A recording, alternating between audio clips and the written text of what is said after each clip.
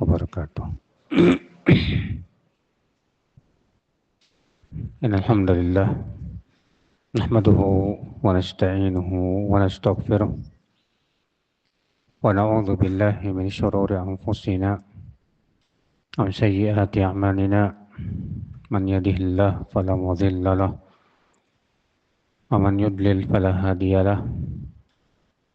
Wa asyhadu an la ilaha illallah wahdahu la syarika lah wa asyhadu anna Muhammadan abduhu wa rasuluh.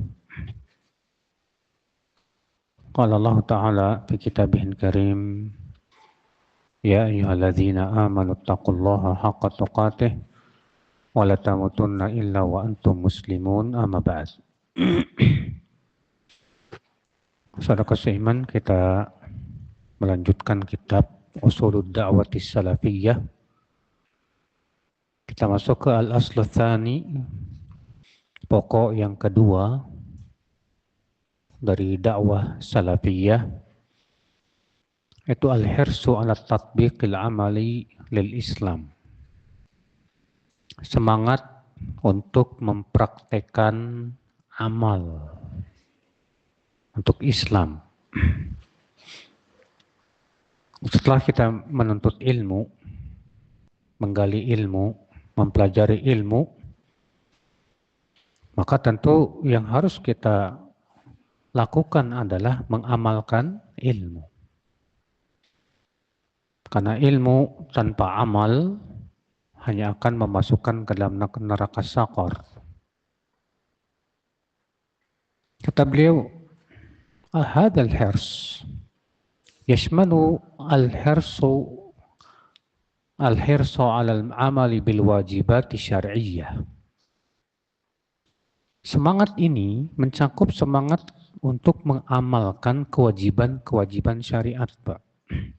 Karena yang harus kita perhatikan adalah yang wajib-wajib dulu sebelum yang sunnah-sunnah. Karena itu lebih dicintai oleh Allah. Kata Rasulullah SAW, Allah Ta'ala berfirman dalam hadis qudsi apa? Wa ma taqarraba ilayya 'abdi bi syai'in ahabbu ilayya mimma aftaradtu 'alaihi.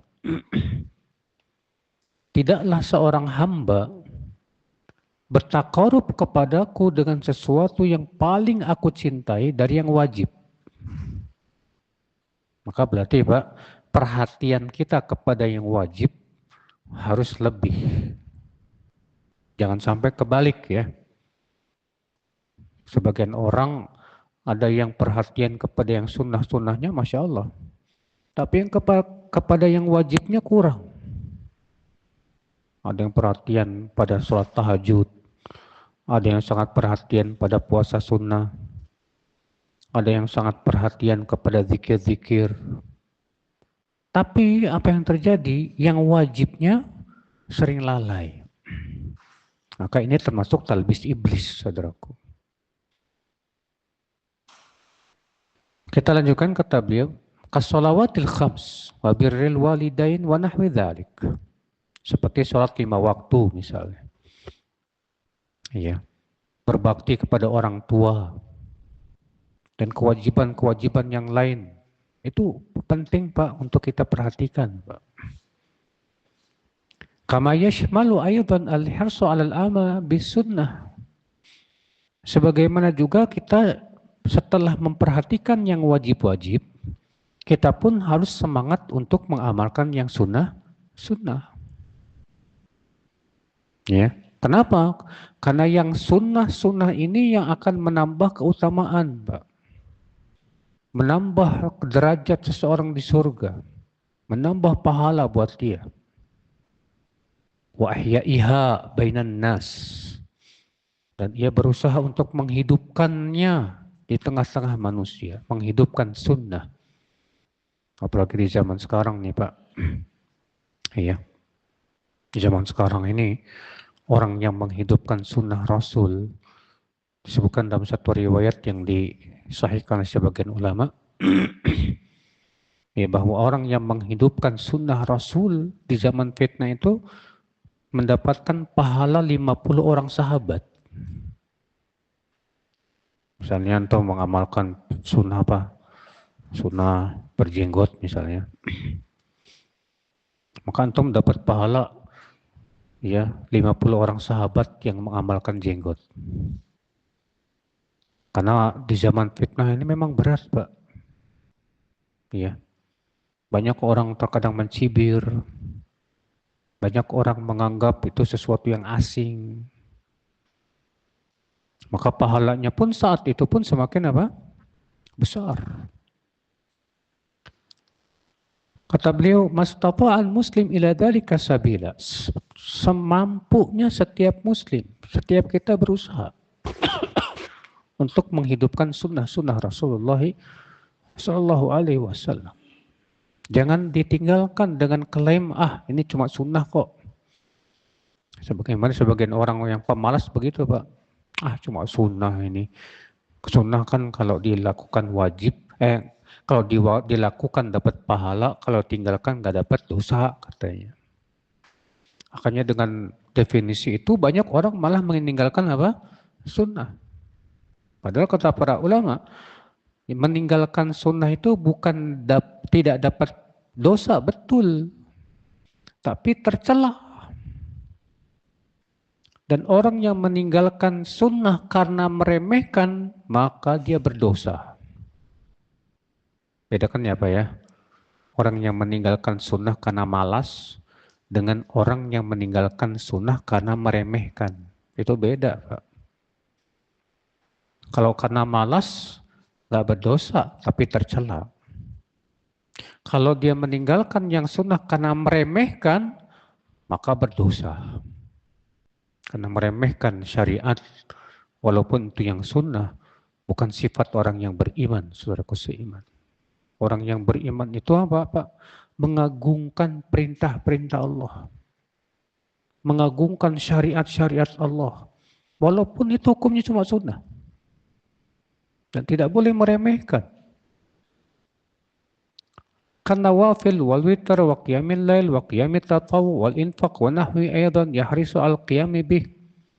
Seperti sholat sunnah, sholat witir, sholat malam, ya. Demikian pula berinfak, maka semangat kita untuk melakukannya, mengamalkannya, saudaraku seiman. Yaqulu Abu Abdurrahman As-Sulami, haddatsuna alladzina kanu yuqri'unana al-Qur'an, yakni as-sahabah, annahum kanu yastaqri'una min Rasulullah sallallahu alaihi wasallam. Fakanu idza ta'allamu 10 ayatin lam yukhallifuha hatta ya'malu biha bima fiha minal amal. Fata'allamna al-Qur'an wal amal jami'an.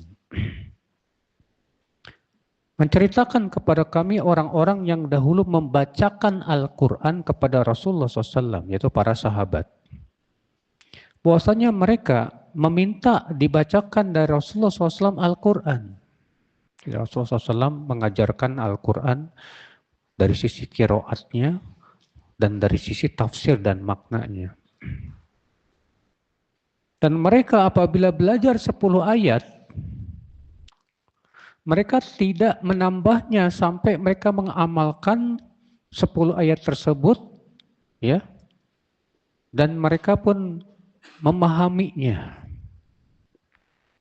Maka kami pun mempelajari Al-Quran bukan sebatas ilmu, tapi juga mengamalkannya. Jadi para sahabat itu rupanya, Pak, mereka belajar dari Rasulullah SAW Al-Quran itu 10 ayat dulu. 10 ayat ini dipahami betul. Dari sisi tajwidnya, qiraatnya, kemudian dari sisi makna-maknanya. Ya. Setelah itu diamalkan.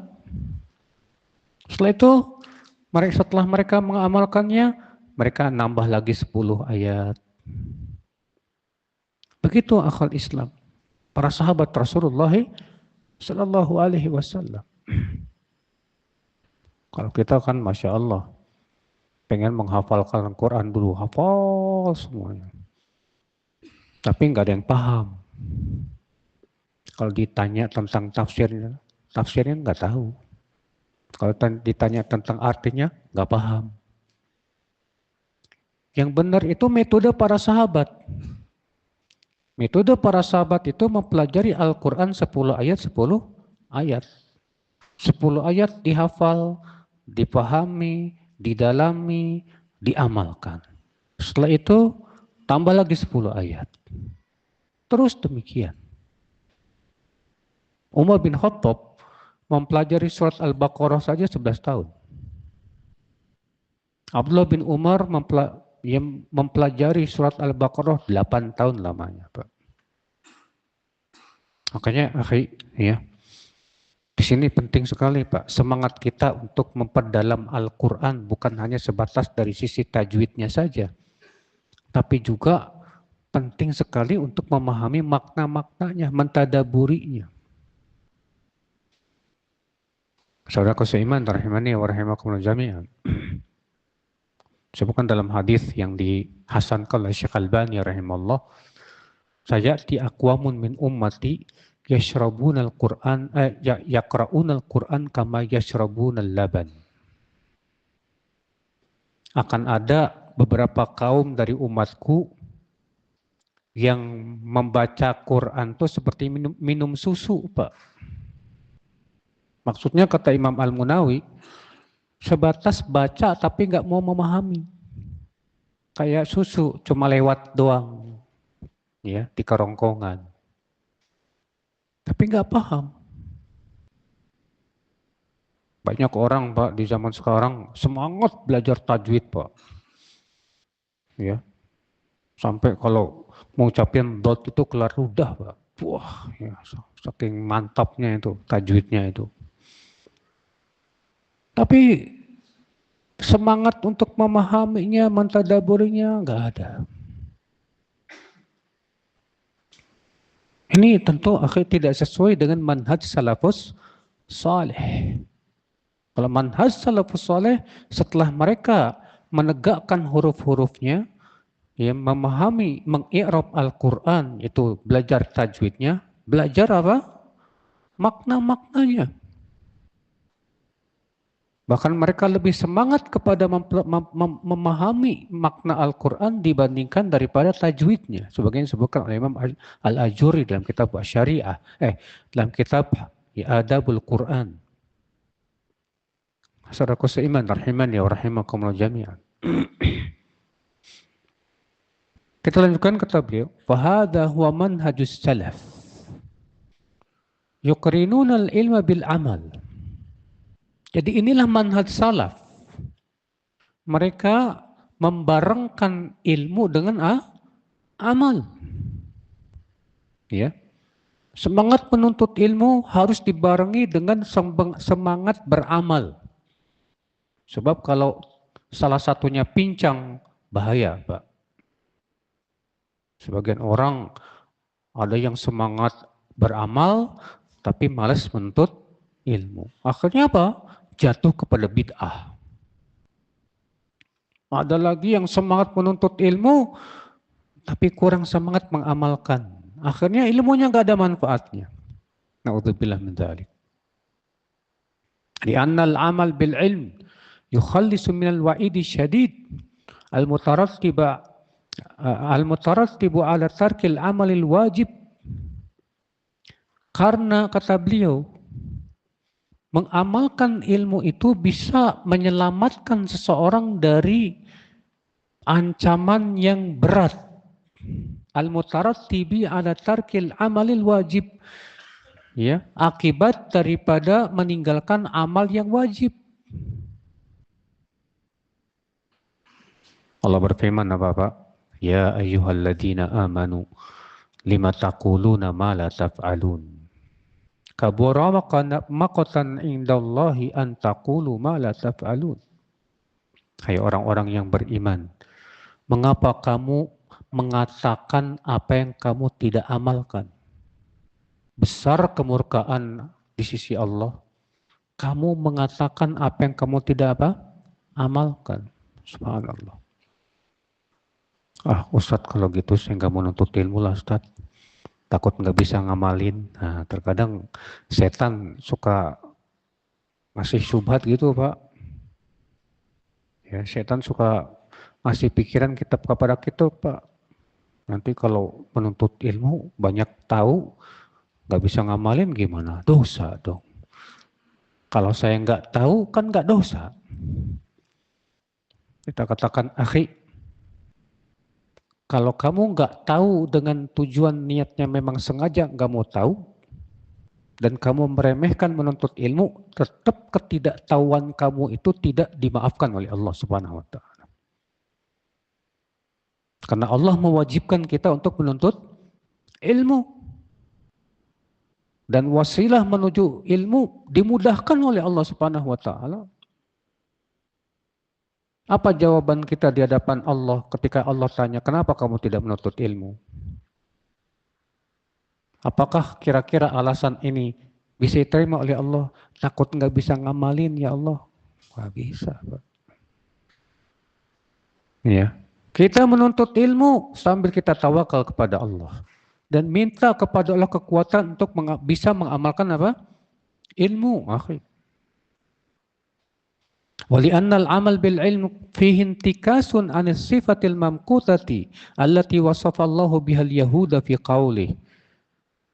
Dan mengamalkan ilmu juga kebalikan dari sifat yang dibenci, yang disifati dengannya orang Yahudi. Orang Yahudi itu kan berilmu tapi tidak beramal. Itu orang Yahudi itu, Pak. Sebagaimana Allah mengatakan dalam surat Al-Jumu'ah ayat 5 itu, Pak. Mathalul ladzina hummilut tawrah thumma lam yahmiluha kamathalil himari yahmilu asfara. Perumpamaan orang-orang yang hummilut tawrah, yang dibebani Taurat. Disuruh mereka belajar apa? Taurat. Tapi mereka tidak membawanya dengan semestinya. Itu perumpamaannya seperti apa, Pak? Seperti keledai yang membawa kitab-kitab besar. Antum tahu keledai? Kalau bawa kitab besar, tahu nggak yang ada di punggungnya apa? Nggak tahu. Bagi keledai, ini memberatkan saya. Ya. Bagi keledai, ini beban. Ini keledai nggak tahu kalau yang di punggungnya itu apa? Kitab suci. Sama halnya kita umat Islam dikasih Al-Quran, tapi nggak mau belajar, nggak mau mendalaminya, mempelajarinya, nggak mau mengamalkannya. Ya kayak keledai, Pak. Maka dari itu ya akhal Islam, saudaraku seiman. Jangan kayak kita, jangan seperti mereka, akhi. Ya. Maka Allah mengatakan bi'sa mathalul qaumil ladzina kadzdzabu biayatillah. Buruk sekali perumpamaan kaum yang mendustakan ayat-ayat Allah. Wallahu la yahdil qaumadz zalimin. Dan Allah tidak memberi hidayah kepada orang-orang yang zalim. Al-Quran Allah turunkan kepada kita umat Islam tuh bukan buat pajangan tembok, Pak, bukan. Ya, masjid-masjid dihias dengan apa itu, kaligrafi indah, sampai bentuknya kayak orang duduk tahiyat. Apa untuk itu Al-Quran diturunkan? Tidak. Al-Quran itu diturunkan untuk menghiasi hati. Liyundzira man kana hayya, agar Al-Quran memberikan peringatan kepada orang yang hidup. Ya. Akhal Islam saudaraku seiman. Fil amali bil ilm al-wusulu ila al-ghayatil mansyudati bi talabil ilmi. Mengamalkan ilmu itu menyampaikan kepada tujuan yang diinginkan dari menuntut ilmu. Ya, dengan menuntut ilmu. Walidzalika qala al-Fudail ibnu Iyad, la yazalul alim jahilan bima alim hatta ya'mal bih. Seorang ulama tetap disebut jahil selama ia belum mengamalkan ilmunya. Artinya kalau ada ulama tapi tidak mengamalkan ilmunya, Pak, tetap jahil dia, Pak. Ya. Kapan disebut ulama? kalau dia sudah mengamalkan ilmunya, baru disebut ulama. Karena orang yang punya ilmu tapi tidak diamalkan memang jahil dia. Dia tidak sadar bahwa ilmu itu akan bisa menjerumuskan dia ke dalam api neraka. Makanya akal Islam, saudaraku seiman, kefakihan itu bukan sebatas seseorang hebat dalam menghafal ilmu. Bukan. Kefakihan itu yang paling penting mengaplikasikan ilmu dalam kehidupan. Saudaraku seiman, rahimani wa rahimakumullah jami'an. Fad-da'watu salafiyatu tu'na bihadzal asli wa tara'ah. Maka dakwah salafiyah sangat memperhatikan pokok ini, yaitu mengamalkan ilmu. Jangan pernah ngaku-ngaku salafi kalau ya nggak ada semangat menuntut ilmu, nggak ada semangat mengamalkan ilmu. Karena akhi, sifat pengikut Rasul itu apa, Pak? Harus di atas ilmu. Allah berfirman apa? Qul hadhihi sabili ad'u ila Allah ala basiratin ana wa manittaba'ani. Katakan hai Muhammad, inilah jalanku.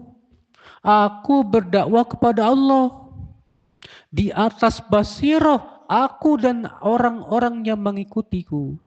Lihat. Di atas basirah aku dan orang-orang yang mengikutiku. Apa itu basirah, Pak? Basirah itu artinya keilmuan yang dalam, Pak. Di situ Allah menyipati bahwa pengikut Rasul itu mereka di atas basirah. Berarti apa? Pengikut Rasul itu penuntut ilmu, Pak. Karena tidak mungkin kita di atas basirah kalau kita tidak menuntut ilmu. Saudaraku seiman, rahimani wa rahimakumullah jami'an. Wa tahutsun nas 'alal insyighali bih. Dakwah salafiyah menganjurkan manusia untuk sibuk dengan ilmu. Sibukkan dengan ilmu. Bukan sibuk ngikutin berita yang hangat, berita viral. Banyak di antara kita seperti ini, Pak.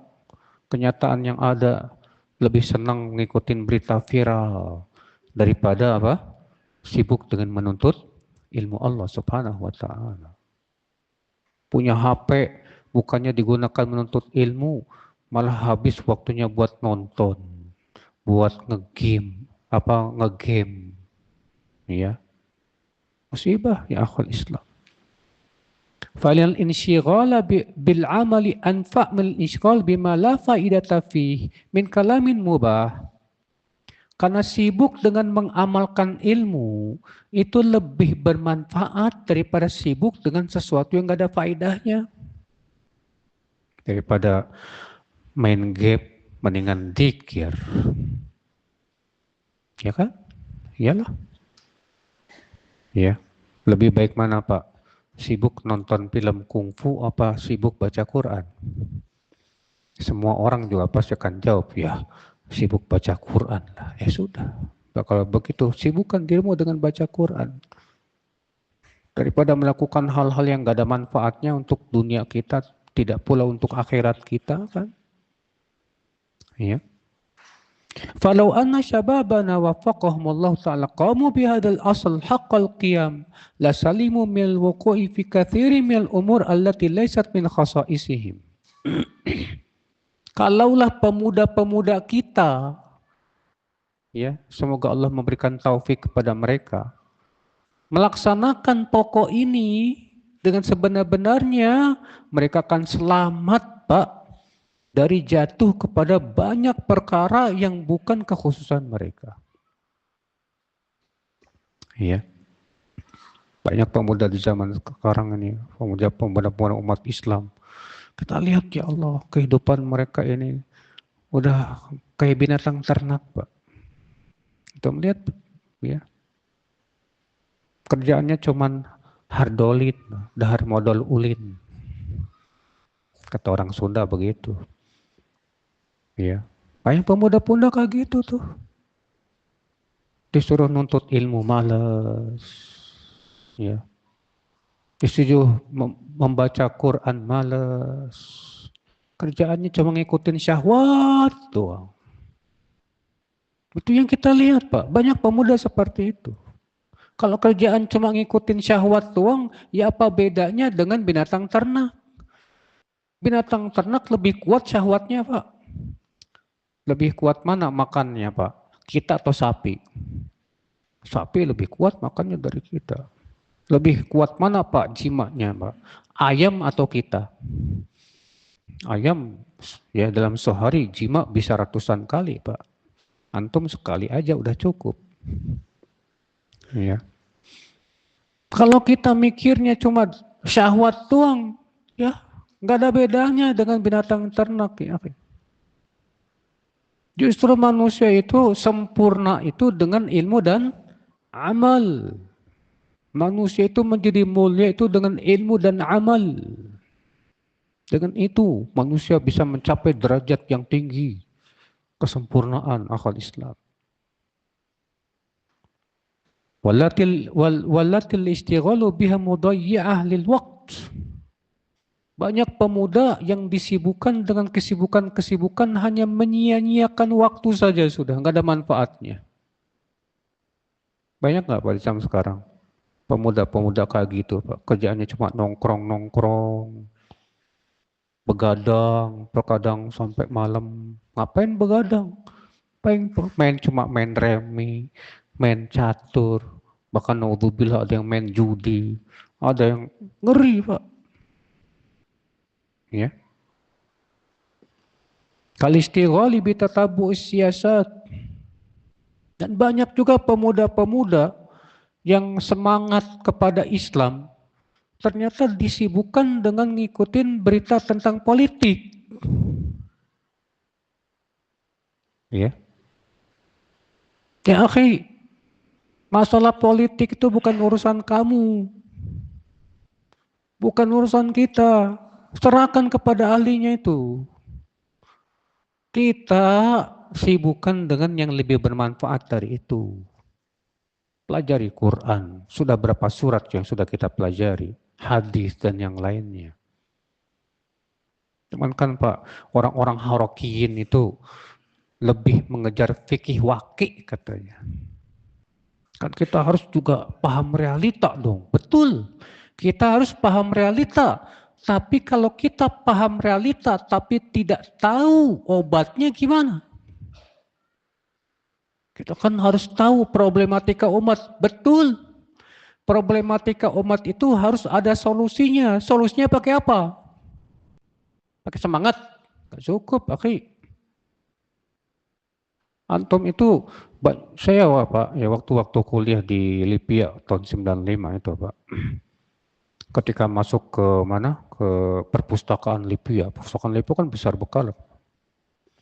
Itu ya perpustakaan hadis kosong, perpustakaan Al-Quran kosong, perpustakaan fikih kosong. Tapi perpustakaan yang isinya koran dan majalah penuh Pak. Alasannya apa katanya? Fikih waki. Ya, penting kita mengikuti perkembangan zaman, realita, problematika umat. Kita katakan nyari.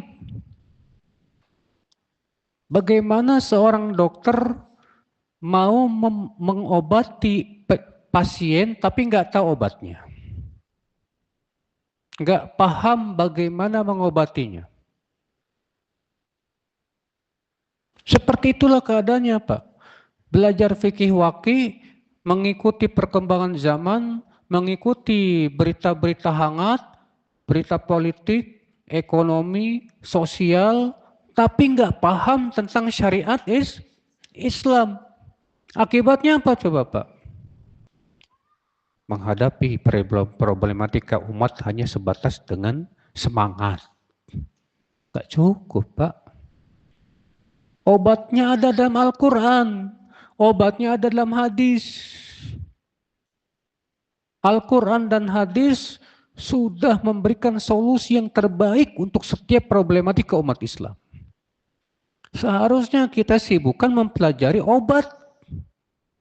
Sehingga ketika ada problematika, kita segera bisa mengobatinya dengan obat yang berasal dari wahyu Allah Rabbul Izzati wal Jalal.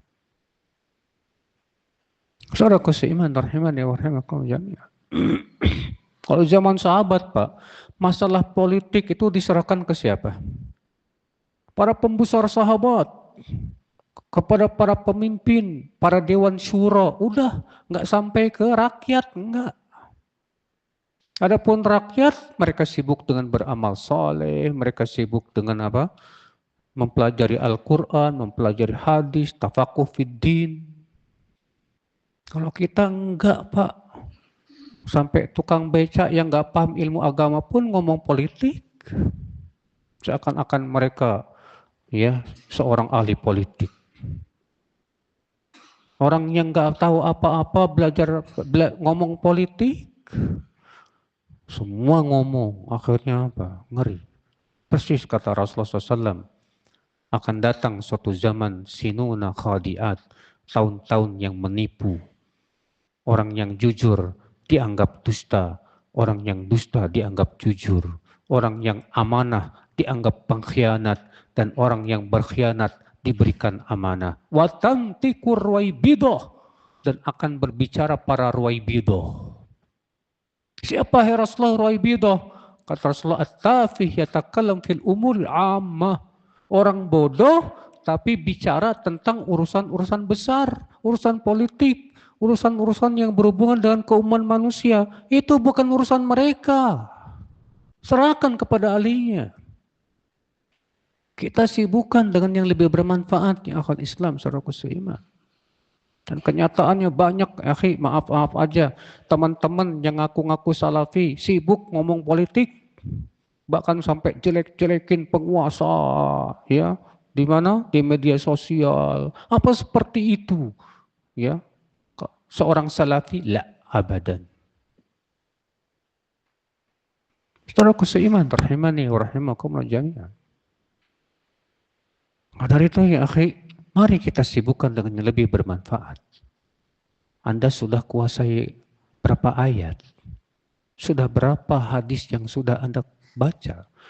Sahih Bukhari sudah dihabisin belum?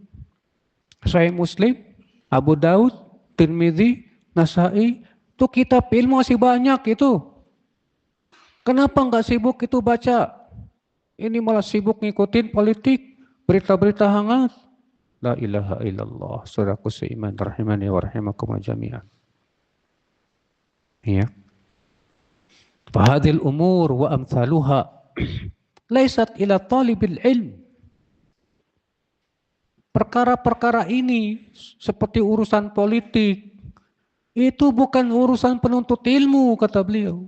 Itu urusan besar itu. Fa innama hiya min ikhtisasi ulatil amr. Itu urusan para ulil amri. Mereka yang mengurusi. Auman yanubuhu, atau para pengganti ulil amri yang sudah ditugaskan untuk mempelajari perpolitikan. Bukan urusan kita sama sekali. Kalau kita yang bukan ahlinya ngomong, yang keluar itu Pak, pasti apa Pak? Keajaiban dunia, keanehan-keanehan, yang ada caci maki, yang ada cuma mentertawakan, yang ada padahal dia tidak paham politik sama sekali. Ya, coba antum lihat, banyak mahasiswa bergaya jadi politikus, yang mengkritiki pemerintah. Pas mereka yang jadi pejabat, korupsi juga sama. Ya. Dulu ketika yang menggulingkan Soeharto itu Pak, mereka menggulingkan Soeharto, Soeharto pun turun. Sekarang yang menggulingkan Soeharto udah jadi pada pejabat. Ternyata mereka juga korupsi. Padahal dulu mereka yang rajin mengkritik. Gak paham. Bagaimana Anda sebagai seorang pemimpin, kondisinya dan yang lainnya udah serahkan saja kepada yang paham. Kita sebagai penuntut ilmu Pak, belajar aja sudah. Kata beliau, walam maktahamaha fi amu minasyabab wa nazzalu anfusahum manzilata waliyil amri fiha kana jahluhum wa dhahara inhirafuhum wa kharaja baladuhum fi hadhil qadaya. Ketika ada pemuda-pemuda yang memposisikan diri bagaikan ulil amri, yang berbicara tentang apa? Politik, ya. Padahal mereka jahil, maka pasti akan banyak penyimpangan, saudaraku seiman. Wa kharaja baladuhum fi hadhil qadaya li'annahum innama ya'tamiduna ala qusasatil jara'id al-ajnabiyyah wal ida'atil kafirah. Karena kebanyakan, kata beliau, ya, berita-berita di media itu dikuasai oleh orang-orang kafir yang memang tujuannya ingin menghancurkan negara-negara apa? Islam. Maka mereka media-media ini berusaha bagaimana menjatuhkan pemimpin-pemimpin muslim yang tidak sesuai dengan keinginan mereka. Pasti itu. Yang kita baca medianya milik siapa? Yahudi. Antum baca di Facebook punya siapa? Yahudi. Antum baca ikutin TikTok punya siapa? Antum baca di WhatsApp, di Instagram dan yang lainnya. Itu media siapa itu, Pak? Bagi mereka sangat mudah, Pak, mengotak-ngatik media, Pak. Bagi mereka sangat mudah, Pak, untuk membawa kita kepada yang mereka inginkan. Berita-berita yang mereka inginkan itu, Pak. Hati-hati, saudaraku seiman. Iya. Fayathiquna biha. Yang lucunya lagi, kita percaya aja kepada berita-berita yang ternyata notabene berasal dari mereka. Ya, wala haula wala quwata illa billah. Wa yabnuna ahkamahum 'alaiha, lalu membangun hukum berdasarkan berita-berita yang berasal dari media-media kafir itu. Ya. Kama huwal waqi' fi harbil Khalij. Sebagaimana yang terjadi pada perang, waktu itu terjadi perang yang ada di Khalij sana, Pak. Fa inna ba'dahum i'tamada ala mithla hadhil qusasat wa ala mithla hadhil ida'at. Sebagian mereka lebih senang sangat percaya dengan berita-berita yang disebarkan di media-media itu, Pak. Ya. Fanakabul muslimin wa adkhalu fi qulubihimur ru'b wa farraqu syamlahum wa mazzaku kalimatahum allati kanat mujtami'atan. Akibatnya apa yang terjadi, Pak? Mereka memasukkan kepada hati kaum muslimin ketakutan, memencerai-beraikan kaum muslimin. Dilihat, Pak, zaman sekarang ini, Pak, perang Amerika dengan Iran. Maka pembela-pembela Iran, orang-orang Syiah, membesar-besarkan Iran. Tujuannya sebetulnya satu, supaya Syiah bisa diterima di tengah kaum muslimin. Lalu bikin berita-berita bohong, media dengan berbagai macam cara-cara yang menipu saudara seiman. Tujuannya supaya apa? Percaya kepada Syiah, mengagungkan Iran. Ya, padahal dulu yang menghancurkan Irak siapa? Iran kerjasama sama Amerika. Yang menghancurkan Afghanistan, Iran bekerjasama dengan Amerika. Yang menghancurkan Suriah, Iran bekerjasama dengan Rusia. Terus sekarang ketika Iran diserang Amerika, langsung berkata apa? Kita jihad melawan orang kafir. Lalu kemana aja?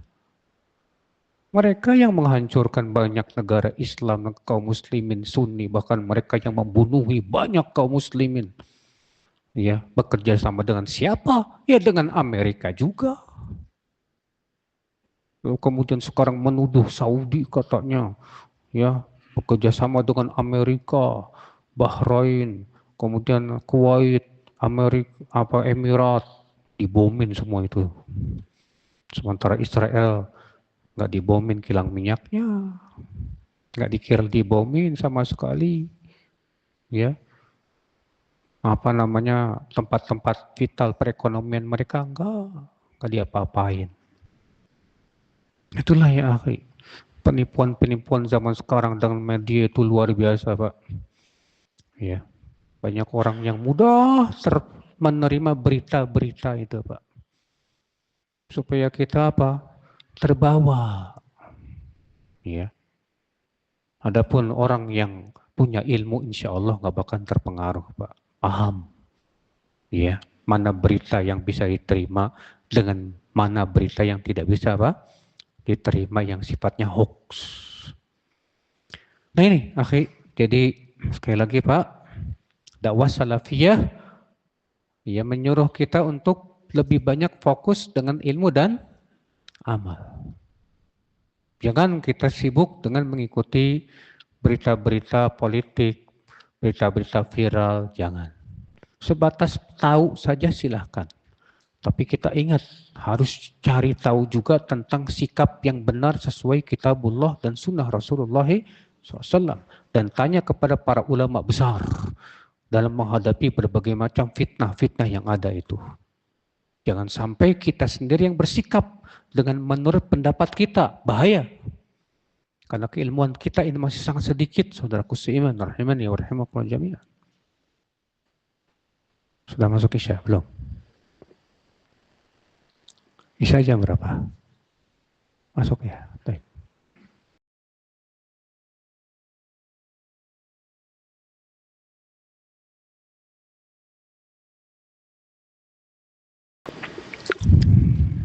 Masjid kami mau renovasi. Hanya saja ada sebagian orang tidak mau diganti keramiknya. Karena kalau diganti katanya akan hilang terputus pahalanya. Kalau diganti keramik. Bagaimana Ustadz? Kalau memang nggak urgen banget Pak, di mana keramiknya masih bagus, ngapain harus diganti juga? Ya. Ya kalau keramiknya masih bagus dan yang lainnya, dan nggak diganti pun misalnya nggak masalah, ya udah ngapain diganti daripada bikin bengkak apa dana biaya, ya. Kecuali kalau memang perluasan sehingga harus dihancurkan semuanya supaya bisa luas, itu namanya gimana lagi, ya. Terkadang kita kan pengen yang mewah gitu Pak. Ini keramiknya udah jadul, kita ganti dengan marmer biar wah. Ingat Pak, kata Rasulullah SAW apa? Ya, la taqumus sa'ah hatta yatabahan nas bil masajid. Tidak akan tegak hari kiamat sampai orang berbangga-bangga dengan mewahnya apa? Masjid. Bangga-banggaan. Ya. Itu Al-Barakah tuh mewah banget, Pak. Iya. Karena yang bantu, yang ngasih duitnya banyak banget gimana ya? Ya. Sementara itu semua harus digunakan buat pembangunan apa? Masjid. Ya udah. Untuk menyalurkan semua, ya udahlah. Karena itu semua duit-duitnya amanah untuk bangun masjid yang masuk sampai 100 miliar lebih. Ya udahlah kita bangunkan sesuai dengan yang ini biar mereka senang dan sesuai dengan amanah. Kenapa seringkali kita mendapati orang-orang yang sombong atau diberi nasihat atau masukanlah orang-orang yang punya kelebihan harta, ilmu, pangkat, dan kedudukan Ustadz. Ya, di zaman dulu juga begitu Pak. Fir'aun dinasihatin Nabi Musa nggak mau. Namrud Didakwahi Nabi Ibrahim, gak mau. Kenapa? Sombong dengan apa? Hartanya, sombong dengan pangkatnya, sombong dengan apa? Kedudukannya. Makanya dalam Al-Quran, seringkali Allah menyebutkan ya, penduduk api neraka itu dari kalangan orang-orang yang seperti itu, Pak. Iya. Orang-orang yang diberikan kedudukan yang tinggi, harta yang banyak, akibatnya sombong. Dengan seperti itu akhirnya menentang dakwah. Gak mau dikasih nasihat sama para nabi dan rasul. Seperti itu memang. Nah kita jangan sampai kena penyakit itu. Ketika antum berkata begini, kenapa ya Ustadz? Yang sombong itu ternyata orang yang kelebihan harta. Antum ngomong gini karena belum dikasih kelebihan. Hati-hati ketika antum diberikan oleh Allah kelebihan harta, kelebihan kedudukan, kira-kira antum bakalan sombong nggak? Hati-hati mas. Makanya ketika kita melihat ada orang kaya kok sombong, doakan ya Allah beri dia hidayah.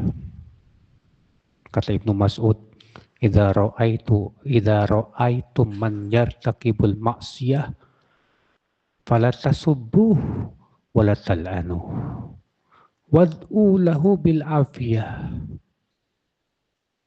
Kalau kamu melihat ada orang yang berbuat maksiat, jangan dicaci, jangan dilaknat. Tapi doakan supaya dapat hidayah. Karena kita nggak tahu, bisa jadi kita jatuh seperti perbuatan mereka. Kita nggak tahu. Iya. Kenapa ya Ustadz, ikhwan-ikhwan yang katanya sudah ngaji, tapi masih banyak berkelompok-kelompok bahkan bermusuhan. Itulah Pak, pintarnya setan. Kata Rasulullah SAW apa Pak? Inna syaitan qad aisa an ya'budahul musallun walakin bitahrishi bainahum. Setan itu sudah merasa putus asa untuk disembah oleh orang-orang yang sholat. Tapi setan berusaha untuk menumbuhkan bibit-bibit permusuhan di kalangan mereka.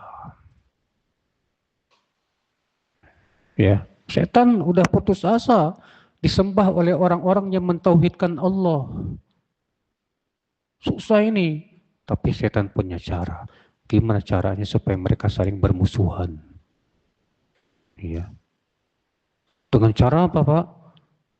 Ya, dimasukkan padanya syubhat-syubhat. Itu suudon kepada sesama kaum muslimin. Ya, menghukumi dengan konsekuensi ucapan lazimul qaul. Lalu menyimpulkan sendiri, lalu memvonis. Wah itu Pak, ngeri Pak. Ya, para penuntut ilmu dijadikan oleh setan, kamu punya ilmu, tahdir dia. Karena tidak sesuai dengan keilmuan yang dia ketahui. Ternyata ilmunya masih cetek. Padahal itu masalah-masalah ijtihadiyah misalnya. Ya. Yang diributkan masalah-masalah ijtihadiyah, tapi dianggap itu sebagai manhaj yang tidak boleh diselisih. Akibatnya apa Pak? Tahdir-tahdiran. Subhanallah, surah Iman. Seperti itu memang keadaan Pak. Mudah sekali. Ya kita ini berpecah belah Pak. Mudah sekali kita itu saling suudon di antara kita. Ya, Allahu a'lam. Semoga yang sampaikan bermanfaat. Wabillahi taufik. Assalamualaikum warahmatullahi wabarakatuh.